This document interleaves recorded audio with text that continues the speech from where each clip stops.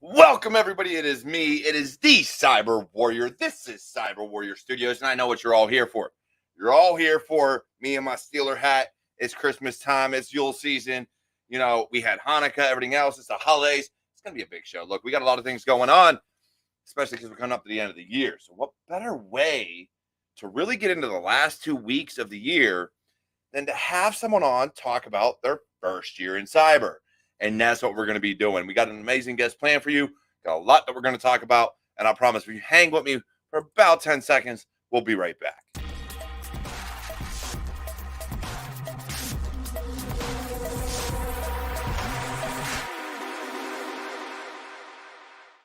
Told you 10 seconds and we're back. And I am back with my amazing guest, Isabel Castillo. And we got a lot to talk about, Isabel. It's your first year in cyber, so we got to hear how it went. But first and foremost, tell us what got you interested in cyber. Oh man, so before I got into cyber, I was working as a project manager, and I was very displeased by it, right? I had a little bit of touch with cyber when I was in the army. I work at the Brigade Operations Center, so it was basically, the Barco wall with a bunch of TVs, and I was in the back monitoring the network. And the opportunity came through VetTech to study cyber, and I was like, you know what? I love science. I study physics. I need to get back to puzzle solving, and I did. And I bet on myself. I took a chance. I left my other job, and I fully dedicated to studying, and here I am. That's awesome because so just a heads up. Next week we're talking about people that have kind of like left the or have lost the drive to get into the field just because of the challenges they faced. So I think this conversation this week and then next week will kind of lend to the same topics at hand of like the ups and downs, the roller coaster ride, what it's going to take. And so to start off, like, what are you doing now? Like, what is your actual, you don't have to tell me who you work for, but what's your actual job? What are you doing? So the title is Cloud Security Analyst, and my job is to make sure that a network is secure and that patches are pushed out and they report anything that's suspicious. That's all right. All right. So you're an analyst. Like I've been down that road. All right. So they gave you cloud security, but you're an analyst at heart. You're a security analyst. And so it's very intriguing because I think there's two ways that I have seen people get into cyber, either the analyst route or the GRC route. Both valid, both very, very good ways to get in. But those are the two methods that I've seen. And so do you feel that coming in as a cloud security analyst has really kind of piqued your interest into certain areas of the field, or are you still trying to kind of like get your feet wet and figure out really where you want to go from here? No, I do think that coming in as a cloud security analyst has given me a wide range within the cybersecurity field and what to focus on, right? So I hone into what I really like, and I keep upscaling on my downtime. That's awesome. And Alana already coming in with the questions. Did you know what area of cyber you were interested in, or did you figure it out along the way? I figured out along the way, but I also like to figure out. I had to try a couple of things, and where that was free courses on try hack me or hack the box or let's defend. I was definitely taking a lot of free courses here and there just to see what I liked, but it was figuring out along the way for sure. Did you have any mentors coming into it, like trying to come up and get into the industry? Did you actually have any mentors, or did you just do it on your own? Well, not necessarily on your own. You may have had friends or whatever, but did you actually have a mentor that kind of guided you along your path so far? I went to Full Stack Academy as part of VetTech, and there I met who I call Mr. Gabs, right? And Mr. Gabs has been in IT field for a long time, so we'll ask him a lot of questions. But in terms of, let's say, who will guide me what jobs to apply, no, I did that part on my own, and applied I did. But I would still thank him as a mentor, solely because he was there for you to ask questions to and answer those questions. So even though he didn't tell you to apply for certain jobs or what to do, kind of guided you through your training, and I think that's very important and something that I'd like to get more into because it came from your education. And me and you as both vets, like I know how important that can be to kind of get that education. So would you say Full Sail University set you on your made it a little bit easier for you to kind of get here? Because I think that there's a disconnect, especially with me. Like I have a love hate relationship with colleges and any university, anything I got to pay like $50,000 to. Like I have a love hate relationship with. But do you think it really helped you out getting into the industry, going to something like Full Sail? So, so going through full stack, what I did is that it gave me a basis, right, of what I was possibly getting myself into, and exposed me to different things that it would have probably taken me a lot longer to get to. Hmm. Let's go back to like Mr. Gabs. What it does give you is a group, and you want that group, or you want to get yourself in a group. You want to ask a lot of questions, and you want to stick to the people that have the experience, or that Hmm. you just want to ask them questions. You really, really need to ask unapologetically. Ask everything and anything that comes to your mind, because it will come in handy and it will help you make informed choices. So that's what it gives you. Like colleges just give you that community, and it's up to you to make the best of it. And see, and I think that is where me and you will agree. It's the community and the network that you build, the relationships you establish, things like that. The education itself could be hit or miss because you can get a lot of it from things like YouTube University, as I like to call it, or just about anywhere else. But it's that networking, that initial build to socialize and really come out of your shell and develop who you are as a person, figure out who you are as a person. And I think it's harder for certain people than others. So those that it's harder for, I think it's a better opportunity for, because when you're like me, who, as much as I don't like going out in public necessarily, I love conferences as long as there's beer. But I don't necessarily like going out in public solely because I don't like I don't like feeling confined to a certain area or anything like that. So when it comes to people, it's different. And so, as much as I love it, I hate it. I think college can go a long way to fixing a lot of the issues of being able to talk in public, of being able to talk to people, not necessarily fix the education issues in this industry. I'm not talking gen ed. In this industry, I think a lot of that's still going to come on your own, right or wrong. No, no, you're right. It really, really does, because like full stack would just give me a basics, and it's really was a lot of TCM. It was a lot of YouTube University. It was a lot of Googling, because you're also going to use the skills at your job, right? Nobody in cyber is going to immediately give you the answer and tell you this is how you're going to solve this A, B, C, and D. No, they give you a task, and honestly, you're probably not going to know, and that's perfectly fine, because they're not hiring you for what you know at the beginning. They hire you for your mindset and your Yeah. personality. And you're going to love Stack Overflow. You're going to love Reddit. You're going to love Quora. You're just going to love everything that's out there, I because they still get have emails from Stack Overflow because I subscribed. I was digging through there. As much as I hate programming, I used to be big into Python and scripting and everything else. I'd be on there all the time. I'm gonna steal your code. I'm gonna steal your code. Put it into my own yeah. script. Make it work. Make it function. We're good to go. Pretty much, you just can write all the pieces, paste it together, and be like, okay, done. Let's hope it runs. I am not a Microsoft Word programmer that has like been able, like, literally.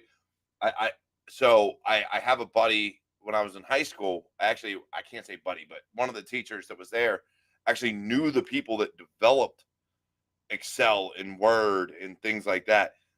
These dudes couldn't talk. Like, literally, the way their mind functioned for programming and things like that, and how intelligent they were. We're talking like elevated above everybody intelligent, because you figure you got to know all the formulas, you got to know all the programming code, you got to know all this. They could not interact with people, but they could program the shit out of Microsoft Word and Windows and Excel and all this other stuff. that ain't me. Give me a tiny little script, like one file. I can figure that shit out in a heartbeat. You give me like 2, 3, 4, 5 files. That's when I'm like, all right, now I gotta figure this out. Hold up, let me figure out what went wrong. And that's me, I'm right there with you. It is line by line, and you're just talking to yourself like, okay, yeah, I get what this is doing. Yeah, it is line by line for sure. Yeah. So I got another question from Alana, but before we get into that, Alana, I want to ask this because there's always ups and downs in your journey, and I want to talk about what have been the high spots in you finding your career and the low spots. Like, what have you kind of, whether it was in trying to find a job or whatever the case may be, kind of what have you seen as the good and the bad? I call it the good and the lessons, right? So the good is when you celebrate, you first got hired and you're like, yes, and then you're very excited, and then you realize they throw all of these tools at you. And I've been very lucky, right? My supervisor is a great mentor, and he answers all of my questions. And I was very honest in my interview. I said I ask a lot of questions, and I mean a lot. And I will stop meetings if I don't know what you're saying. If that acronym is not coming up on Google, I'm gonna ask questions for sure, because you're gonna give me this task, and I'm just gonna be like, okay, so I don't Yeah. know. I'm sorry. So a moment of lesson is I don't know these tools. Like I have no clue how these tools work. Mhm. And you kind of start feeling a little bit overwhelmed, and then you just gotta step by step, right? Step by step. Okay, I don't know what this is, but let's start with this one. What does it do? Like, what is the high level understanding? And you're like, oh, okay, I get what it's doing. And then you kind of start building your confidence step by step. But it's that sense of overwhelming of I don't even know how to turn this on. How do I even set this up? What does it do? What's the difference between this other one? But it's going to happen all the time. Cybersecurity keeps evolving, and you just got to evolve with it. But evolve your mentality above anything else. I'll say the highs is getting feedback that I'm doing my job well, and and I feel very happy. When I deliver, when I understand, it's like okay, great. I can produce quality, consistent quality output. That's what I call it. So what's your cloud of choice? Oh man, I just have my Amazon. I like Amazon. I I'm just I have only ask I'm is like saying because to be honest, that so all right, the AWS and Azure are the two biggest dogs right now, right? They're the biggest dogs in the yard. They're the ones that are barking and talking the loudest. And then you got Google kind of over here on the wings, kind of trying to like get to their level. Um, there are pros and cons to both. What I don't like is they offer the exact same thing, but put completely different terminology on everything. Completely different. And I will say, I am not a fan of Amazon Security Hub. So their SIM tool, I think it's garbage and trash because it's like, hey, this AWS ID is what's messing up. I got a host name on that EC2 instance. Can you at least give me that? Only if you drill down into it. Or I just want you to show it to me. Like that's all I want. Just show me what's broken. Whereas Azure has Sentinel and an actual SIM. So from an alert standpoint and security aspect, I think again, pros and cons to both. And really just comes down to terminology is the biggest difference. They both offer a lot of the same things when it comes to cloud-based networking and technology. I agree, they do. I had to whisper because Mr. Gabs loves Azure, and I was like, oh my god, he's gonna know I said this out loud. It's gonna be on record. He can't know. I can't tell him. I've used them both. I had to learn them both. In my previous job, it was like we had one client that did AWS, another client that was like, hey, we're Azure. And even to this day, we've got clients that are like, hey, we're AWS, and others that are Azure. And I'm just like, I'll figure out it one day. One day I'll get the terminology down Can we right. Because if you just talk about it, merge accounts them? in Microsoft are actual accounts. Accounts in AWS are like completely different things. Completely. The learning curve was like that. It was like, oh, Mhm. it's just whoop. But you So, get used to it. Like you learn how. If anything, your digging skills will go through the roof because you just oh have yeah, to dig to yeah, get some stuff out. yep. And so I do want to bring up Alana's question.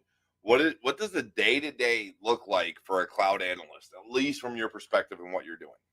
As a junior cloud Okay. analyst, what would you say your day-to-day is?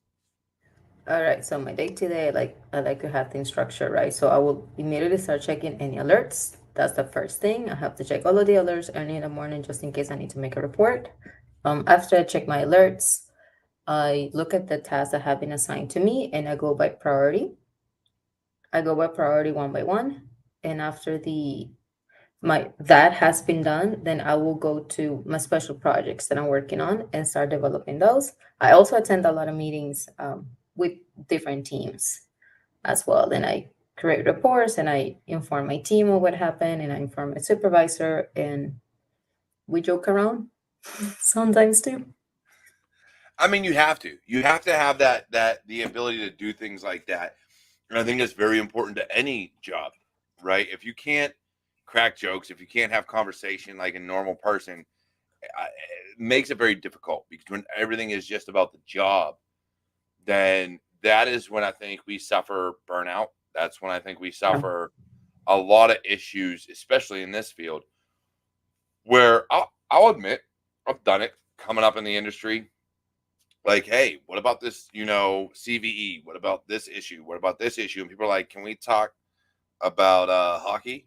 I'm like, but I finally met people that know cybersecurity. Can you please talk to me about it? Like, I've been dying to talk about this shit to somebody else for ages.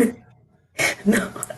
And they're like, it's not important. Can we talk about this instead? I'm like, I don't even want to talk to you. I don't even want to talk Oh man. to you. I'm with you, but you gotta build that rapport because then when you need to collaborate on something, you want to have the sense of friendship, if you Mhm. will.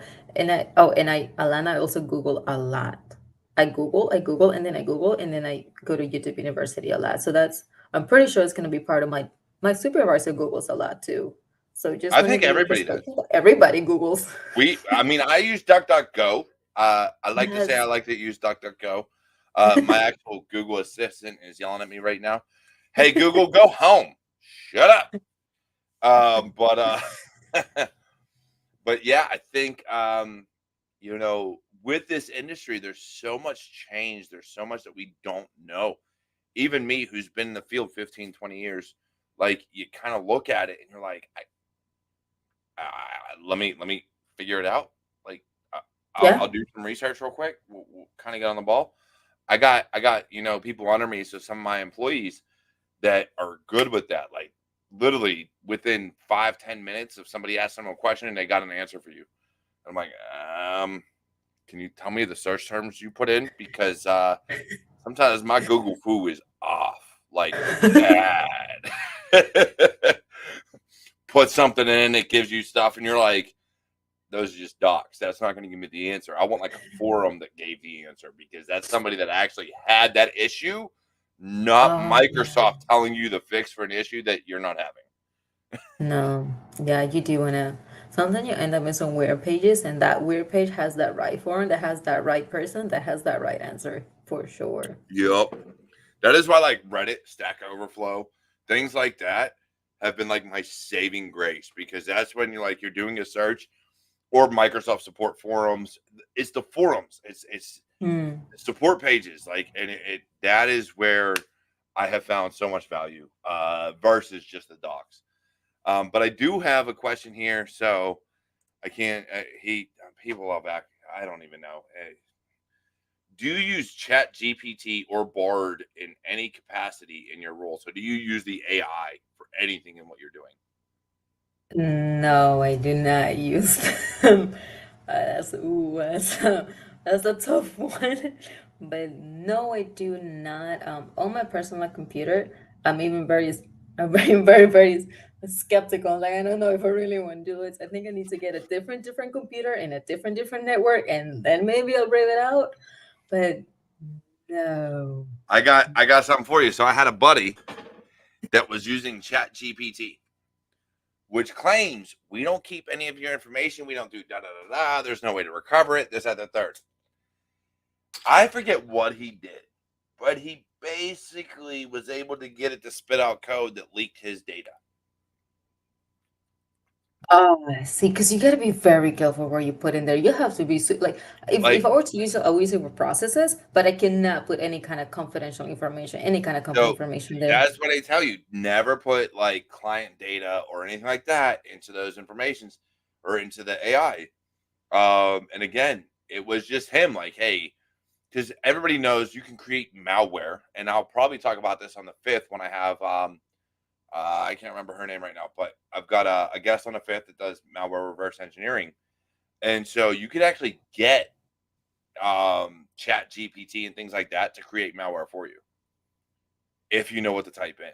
It's all about the prompt. And so things like that, like that's why you never put in company data. That's why you never put in your personal data. You don't I linked my chat GPT to a Google account, like I did the SSO login for it. Mhm. I'll admit it, I do it. So I come up with other stuff. But but I don't give it anything more than that. So what Google gives it, which is probably everything I know in life, then it gives it. But I won't like with the organization I work for. I won't be like, oh, I work for here. Can you give me something for this? Can you give me something for that? Hey, here's a client document. Can you give me a way to reformat this? That's never going to happen. Just because it ingests all that data. And you got to think about it from a cloud perspective. All of this data is sitting out in the cloud, which means all it takes is one person getting access. Just one. And we know how good social engineering can be, and we know how easy for some people it is to put forget passwords. I think isn't that what happened? What was it? Uber? He was social There's engineer at a forget bar. password that has worked. There Yeah. is setting your password is like Solar Winds one. Uh, there's there's different things. Default passwords are still a detriment to our industry. But here's the thing: is we are still very susceptible to all this. Extremely susceptible. I've got buddies that have fallen for Discord things. I've got, you know, others that have fallen for other phishing scams.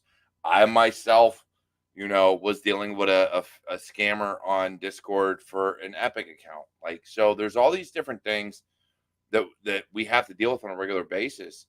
And sometimes you just slip up. You just Yeah. stop. And you're just like, oh, yeah, that's okay. We'll let it go. And then all of a sudden you're like, crap, can't get into my email account. Let me figure this out. What happened? Oh, I was an idiot. I was an idiot.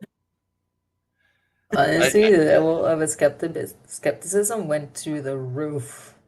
I Just am like, a paranoid motherfucker. I literally got an email from, or not an email. I got a text message, and it was one of those phishing text messages. There's apparently from my boss's boss's boss.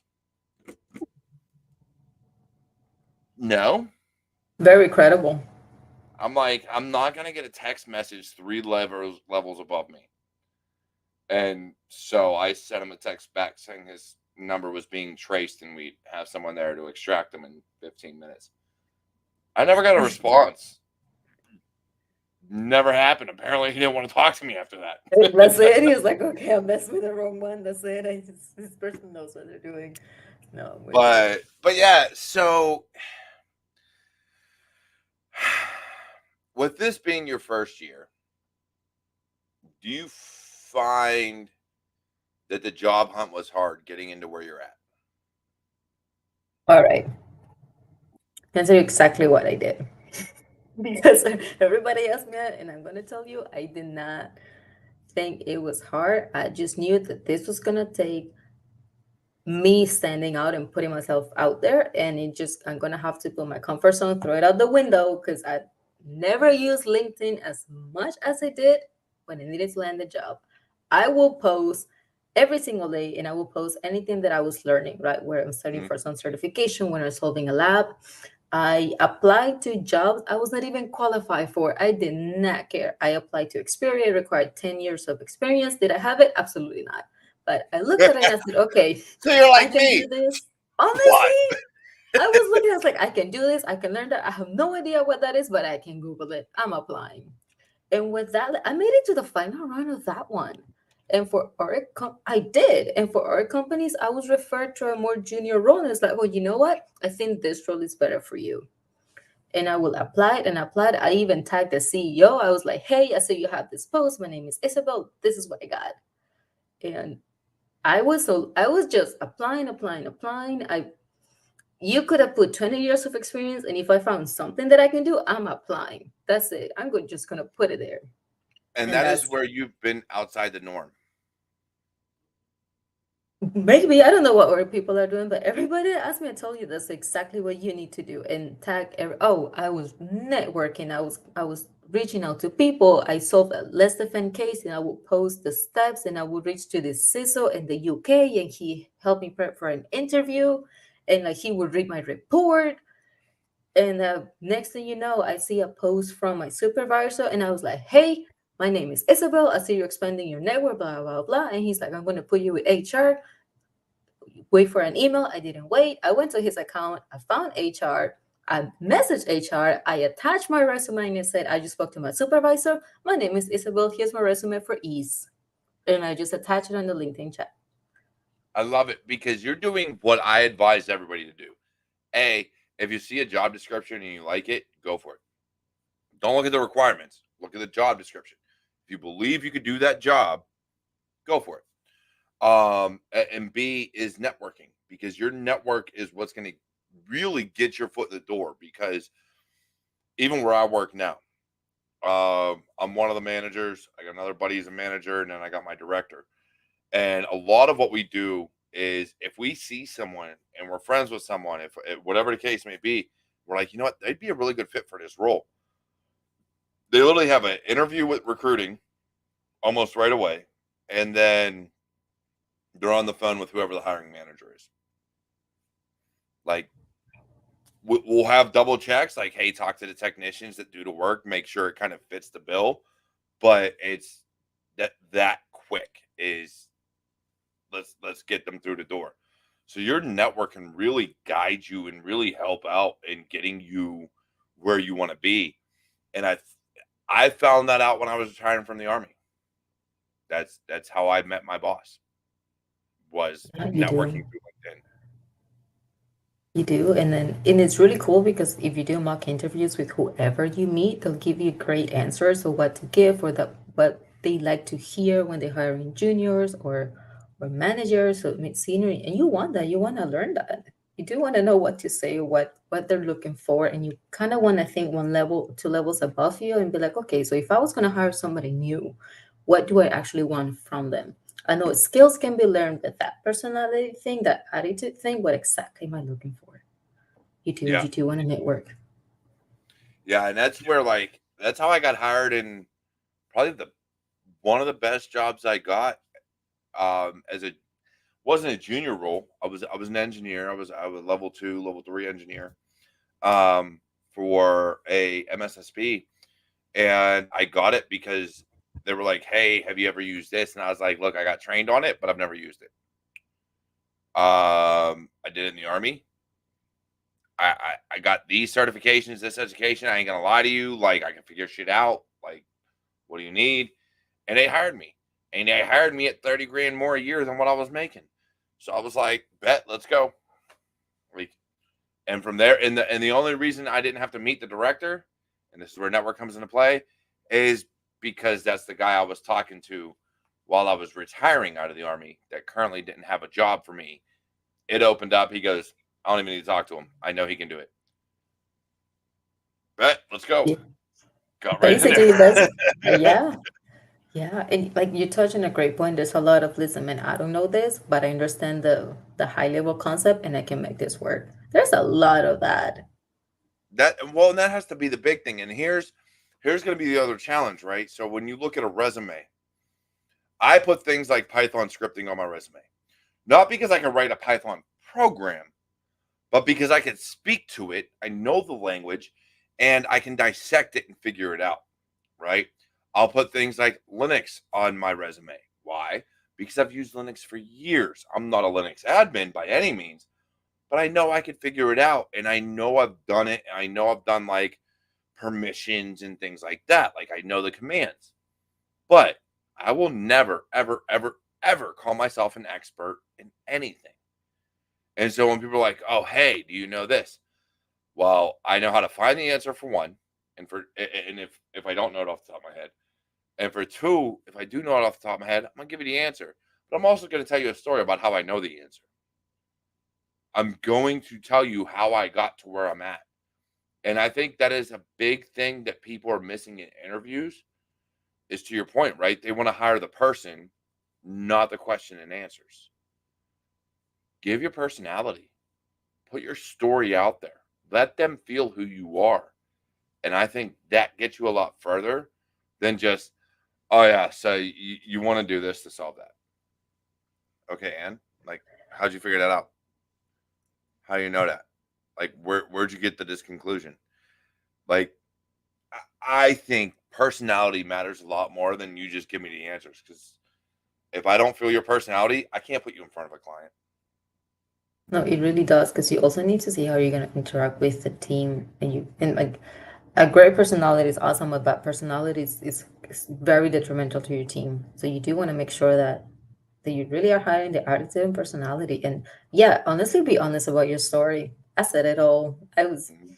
This is who you're getting. This is how I am. This is the things that I can improve on, and just go with it, because they're gonna smell dishonesty, right? Especially hiring managers, that's their job, is to sniff you out. And it's okay if you don't know. Saying you don't know, it's a great sign of courage, and you might as well say it, because if you say you do know and they start asking you questions, it's just not gonna be good for you. I don't mind. I don't know, as long as it's not on a resume. If it's on a resume and you tell me I don't know, then why is it there? Yeah.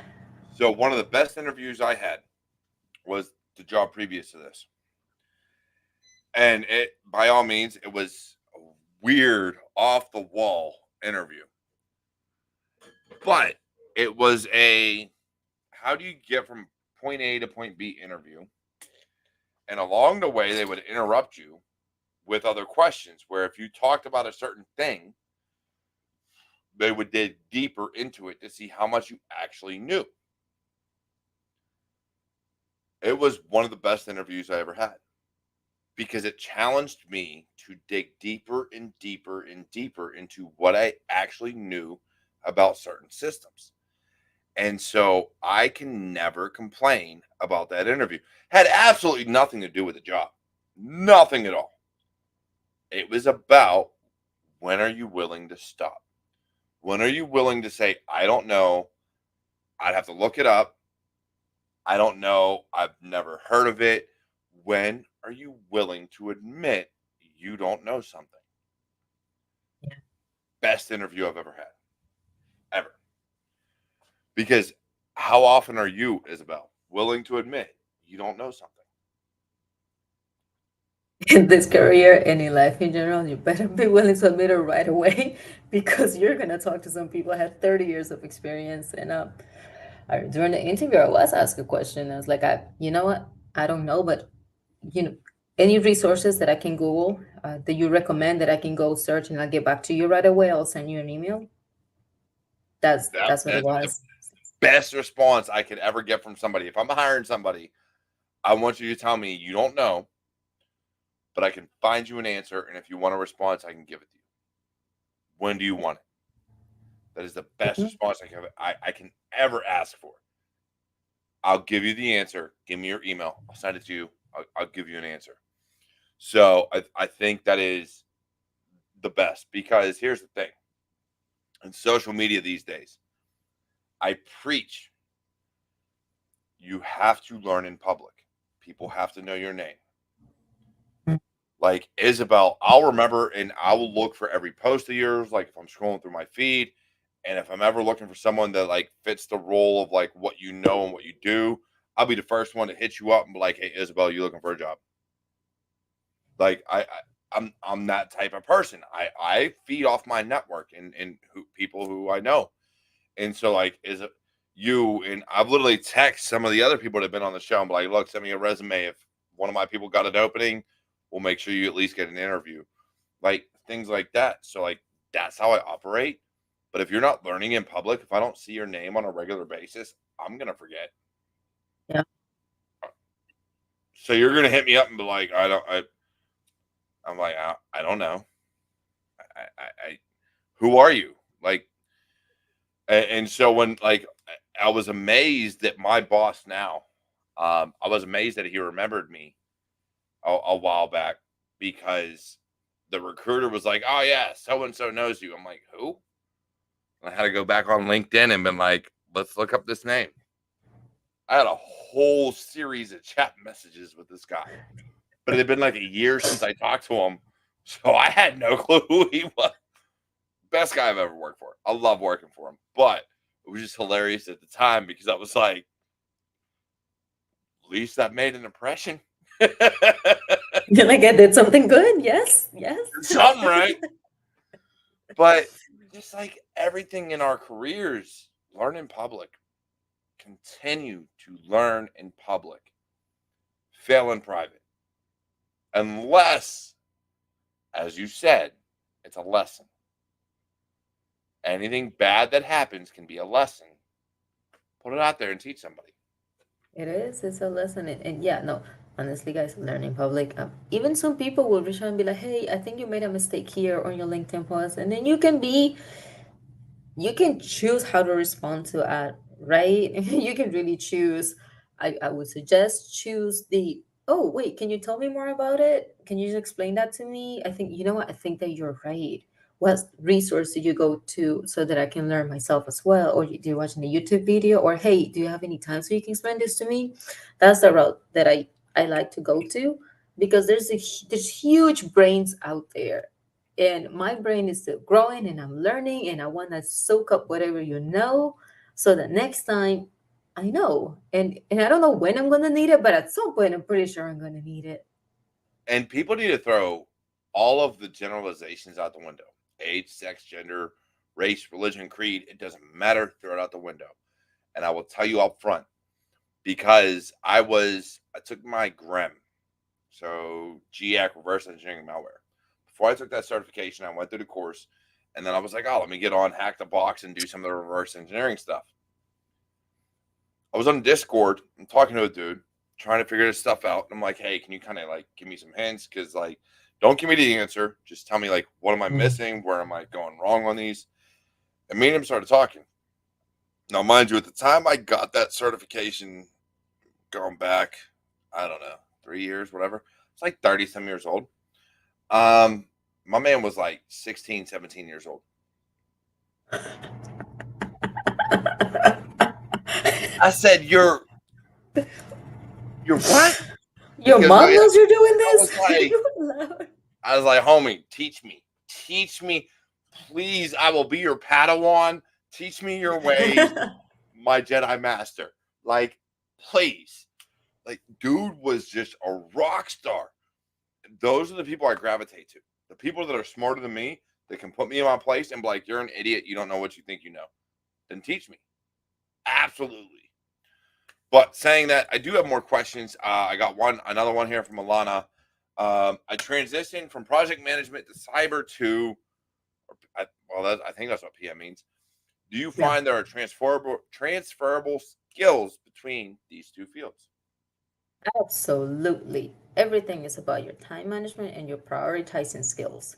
You got to know what's important, and you got to look at the high level and say, okay, what is the company's mission and what is my department's mission and what do I need to get done now?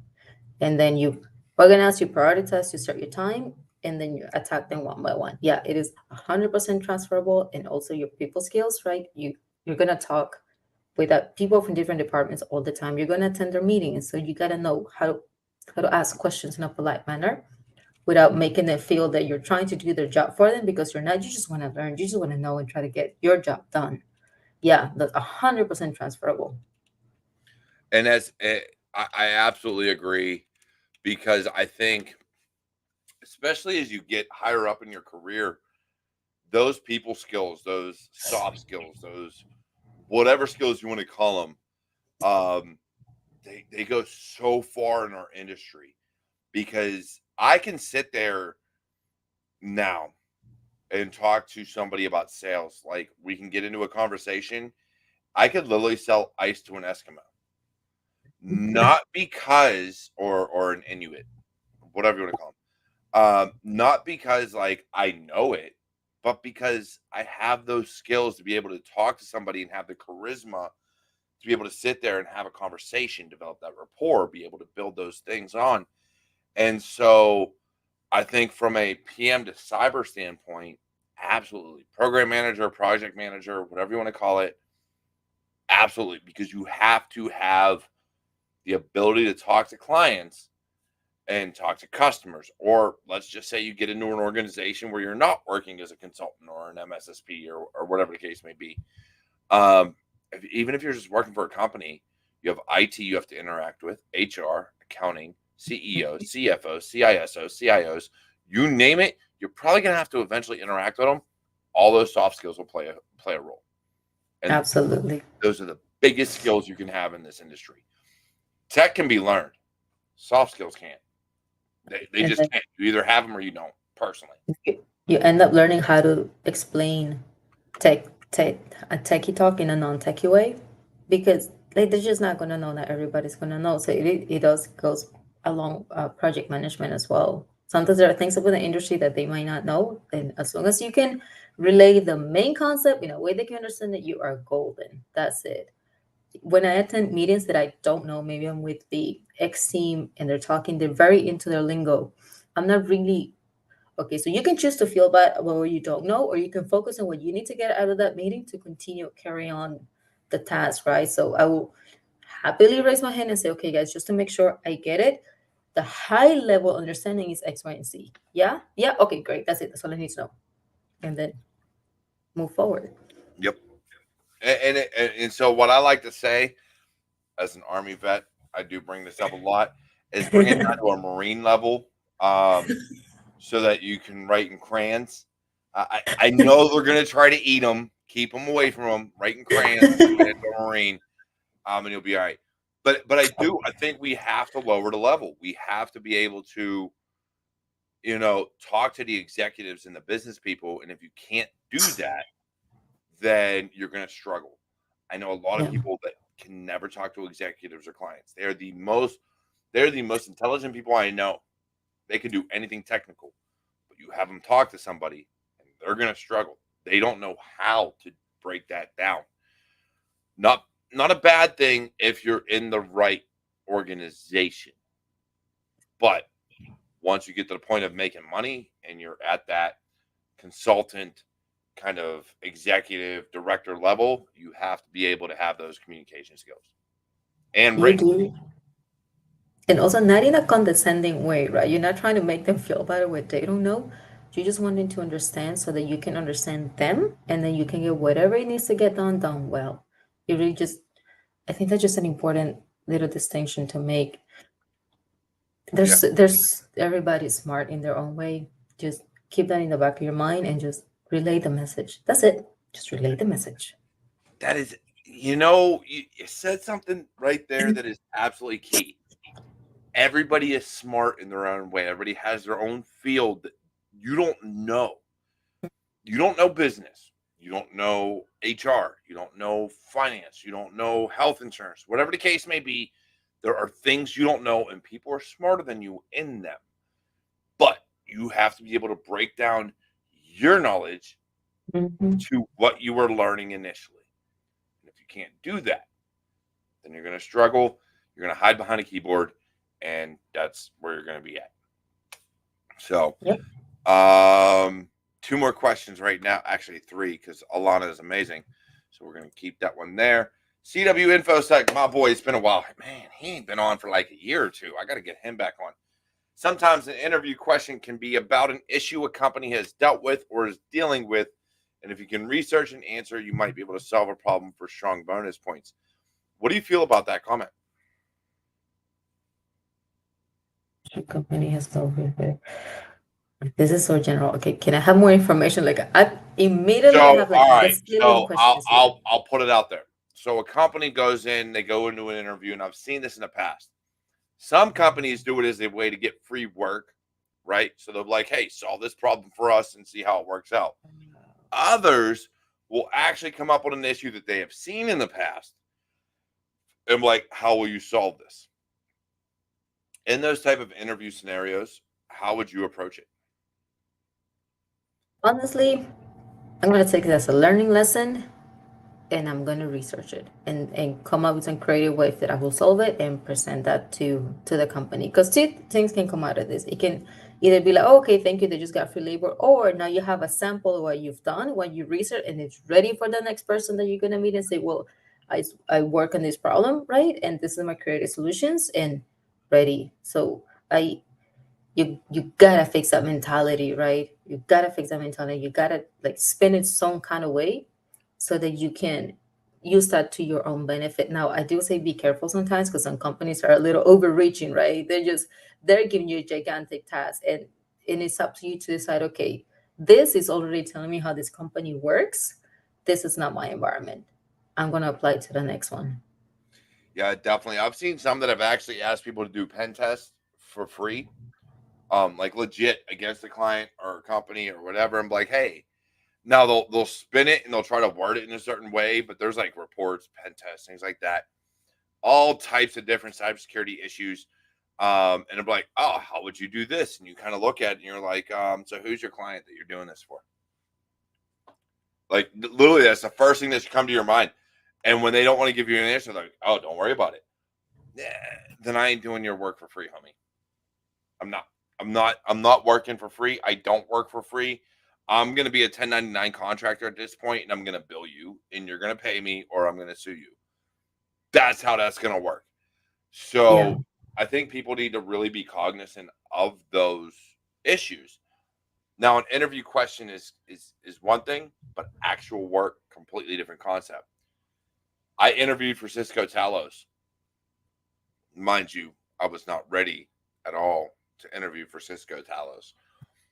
But I'm a beer drinker, and they said, hey, if you can hack this beer meister, you get free beer. And I was like, bet. And they were like, all right, you just got to work for us to do it. I said, get me an interview. I failed. I never got that job.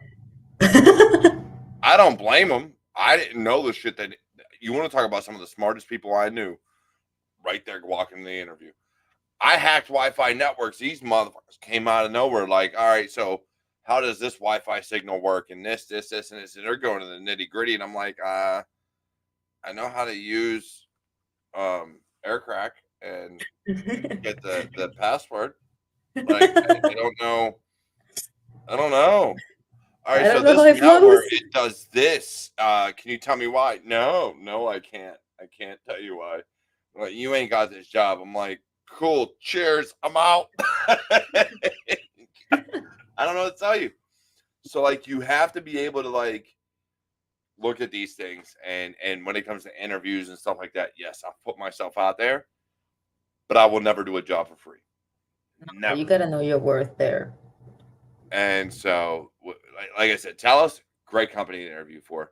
I'm completely out of my league at that time. I was literally trying to retire out of the army. Actually, I wasn't trying. I was retiring out of the army, and I didn't know half the shit I thought I did at that time. I really didn't, because I went to that interview and they nope, they made me feel like an idiot. I ain't never been made to feel like an idiot. Yep, felt like one there. Uh, Jack coming in. He's actually going to be my guest next week. How do you feel the best way to approach other departments to build rapport is? So let's talk general organization. You're not working for an MSSP or anything like that. General organization. How do you build that rapport? Have a genuine interest in the other person. You're not talking to them to get something out of them or to get your work done. You're really just talking to them because you want to know them, right? Maybe they have a picture on LinkedIn or Slack, and you're like, oh, you know what? I kind of like try to find something in common that you have, whether it's, oof, this company, I don't know, this job, but this task, or how do you deal with stress? That's a great question because everybody has an answer for it. So how do you deal with stress? And just build on that, right? You do want to have a genuine interest in it because we're old people.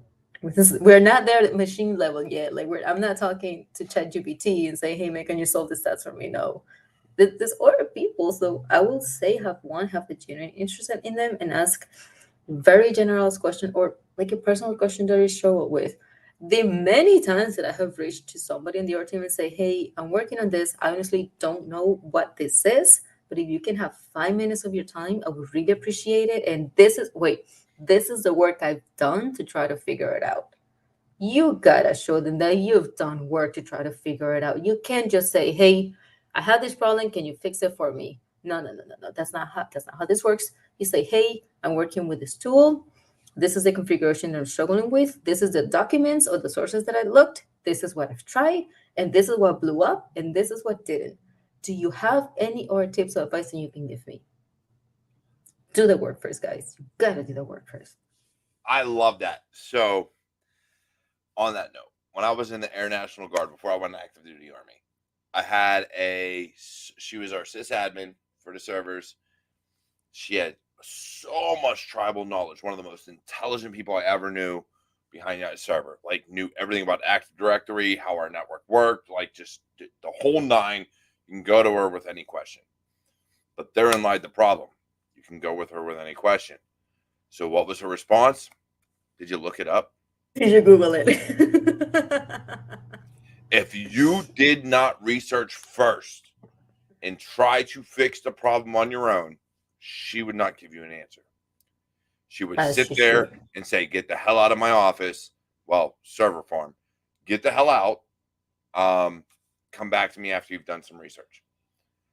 And so I learned so much from her. I learned how to Google, for one. At that point, my Google foo was on point because I had to. Because if I didn't have it on point, she'd be like, "Nope, go. Yeah, nope, you out." So, like, working through things like that, like, she was absolutely amazing and taught me so much about how to better other people, because that's where learning came in. Because if you just go to someone for the answers all the time and they give you the answers, did did you really learn anything? No, you're doing yourself a very big disservice that is gonna come into play when you're trying to level up. That's because you're just not gonna know. You gotta, yeah, do the work for yourself. It's gonna pay off a lot. And ask genuine questions. I learned that some of my coworkers have horses, others grow plants, others like have a beehive, others knew how to play the guitar, others have side hustles. The amount of questions that I ask, like, "Oh, that's cool. You do that? How?" Because I just I want to got know. At that point, I'm interested. I got coworkers to this day that are like, "Wait, you have a podcast?" Yeah, two of them actually. So yeah, I'm out there. Just look it up. Google my name, you'll find me, or my AKA. It'll be all right. But yeah, like it happens. I love to know about people. And that's why, anybody that comes on this show, if you want to talk after the show, like, I always talk to people because I love to know people. Again, this goes back. I'm one of those introverted extroverts that's kind of like, yeah, I want to know people, but I don't want to get out there and know people. This works great for me. Get me into a bar where I don't know anybody, and I'm kind of like, I'm gonna sit here in my corner, drink my beer, leave me alone. Don't bother me. Don't touch me. Don't bother me. But yeah, so I do. I think that we have to get to know each other and get away from our screens. We do. But with that, we have another question from Alana. I love Alana. She's been on the show before. If you didn't catch it, I'll try to find the episode and send it to everybody. But are you still in the army, or did you transition to the private sector? No, I got out. I got out back in 2014. Wait, when And did you get out? 2014. Why are you making me say this out 3 years loud? before me. Holy jeez, I was in all. 2014. Thanks for making me feel old, because what'd Honestly, you do? the other 6 years? day, I gotta ask. six four years before. years. I did four. And then the other day I was sitting there thinking, that feels like a lifetime ago. I was 18. I was such a baby. I know nothing. And next thing you know, I'm surrounded by dudes, a bunch of them, in Fort Sill, Oklahoma, with uniforms that don't fit Ah, me. you went to Fort Sill. I went to Fort where'd I go? So no, I went to Fort Lost in the Woods, Missouri. I Literally, was Missouri. We were part of the first FEMA group, FEMA group in Fort Sill, Oklahoma, and you could tell they were not ready for the other gender. You could tell. At least you didn't go to what's the not brag. For Where's Polk. the infantry? I can't think of where Uh, infantry boot camp is. OSUT. Benning. Yeah, Benning. Fort Benning, Georgia. At least you didn't go there. That would have been really bad. I know. I think it was good. First, it was good. It's like, yeah. It's just not When easy. you really think about the three different places, so Lost in the Woods is just bad because you're literally in the middle of nowhere. Fort Sill, bad because they weren't ready for you. Going to Fort Benning would have been probably the worst thing ever because they probably never seen a woman in their life. I So, but we made it. We made it.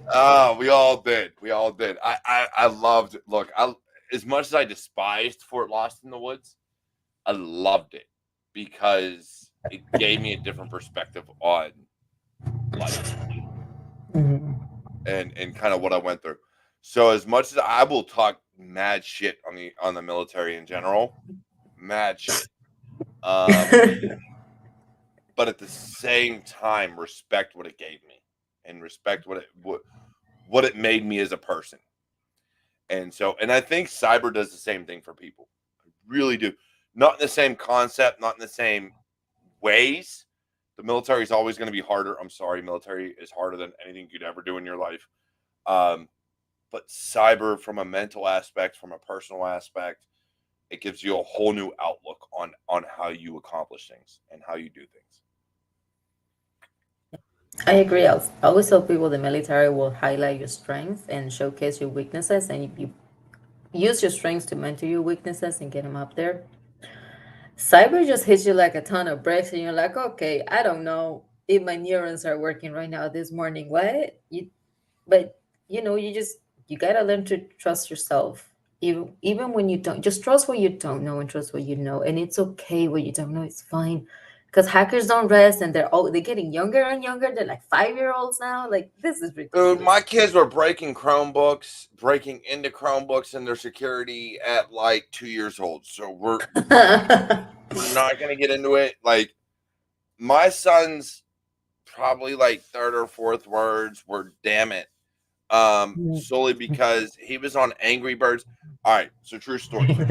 We're gonna get into this. I had the very first Droid. I had the Motorola Droid, very first Android that ever came out. My mother-in-law eventually got a Droid. My son learned how to do like all the codes and like work a phone. My oldest son at like 2 years old literally would be able to take a phone, go through it all. And so my mother-in-law was like, "Hey, I don't know how to get to this." I was like, "Just give it to my son." And he literally took it, was like, "Here you go, grandma." And I was like, "Yeah, I'm that guy." And then he was on Angry Birds on someone's phone, and all of a sudden you hear, "Damn it, damn it, damn it, damn it." And I was like, "What you doing, buddy?" He goes, "Oh, I'm playing Angry Birds." I'm like, "Yeah, that's me. That's all me. All me." He learned that from me. I can't even, nope, can't even argue it. That's me. All The me. proof is there. Like, so younger and younger. Like, my oldest is the one that was able to bypass certain things in Chromebooks. Him and his buddies literally worked at it to bypass school security measures of like, hey, I can't go to this website. All right, let me use a VPN. Let me use this. Let me use Provoxy. Let me use da da da da. And I'm like, So did they so change their proud. grades? Because if they So did, they proud. earned it. It's impressive. Like, if your school can't secure your shit, I'm so proud. Like, I ain't even mad. Let them call me, and I'm like, should have hired me. Right? You should have. That'd be my worst. Should have hired me. I'm still for hire if you want some consulting services. Honestly, the hacking, they earned it at that point. I'm with this Yep, support. definitely. But hey, so look, we're coming to the top of the hour. We got 2 minutes left, so I'm gonna let you say your last words, me say my last words. I know we got a lot going on. We're coming into the holidays. We're coming in the end of the year. So if you want to come back on next week, again, I don't know what you got going on, but we're talking kind of the same guidelines of what we talked today, as well as like people giving up. So if you have any words of wisdom, any advice, anything for anybody out there, please give it. Oh man, ask all the questions, even if you think they sound dumb. There's somebody else in that room that has the same question. So, okay, just example, my first meeting, first time meeting the team, there's somebody from the other team, there's no supervisor, and he's spitting out words like glacier, and I was like, what? Why are we talking about a glacier in this security? I don't know. So, I raised my hand and I said, I'm sorry, hold up. Can you explain what a glacier is? And what is this LCA thing? What? I'm Googling, like, I don't know. I was perfectly fine and I knew, and I told myself the first 3 months or the first 6 months or now the first year, I'm not going to know. And that's perfectly fine. And you just humble yourself down and you just ask. That becomes your superpower. So my advice will be ask like a toddler asks questions because they just don't stop. So ask, and I don't even have any kids, but I've seen it and I was tired for the parents. So ask. So tired. So tired of the questions. No, I completely agree with you, especially when you're trying to get in all these things, find your mentors, ask your questions. But on top of that, we are coming up to the end of the year. We got about one more episode of this left before the end of 2023. That'll be next week. I got Jack Hewitt coming on, as well as I'm going to try to find some other people to make it a big shebang. We're going to go out with a bang, and that's how we do. But saying that, questions are vital. Being able to deal with all the nonsense is vital. Being able to network is vital. If you're going into finding a job in cybersecurity, please connect with me, connect with Isabel, connect with so many others that are out there. Build your network, build your brand, ask questions, and learn in public. And the final thing I'll say, don't ever give up. Even if you have to work another job till you find a cyber job, don't ever give up because this field needs you. It needs everybody it can possibly get. Now, saying that, I love you all. You're all amazing. Happy holidays. Enjoy your weekend. Enjoy your Christmas, your Yule, your Hanukkah, whatever it is you celebrate. Enjoy it all. And I will catch you all next week with another amazing episode, Security Happy Hour.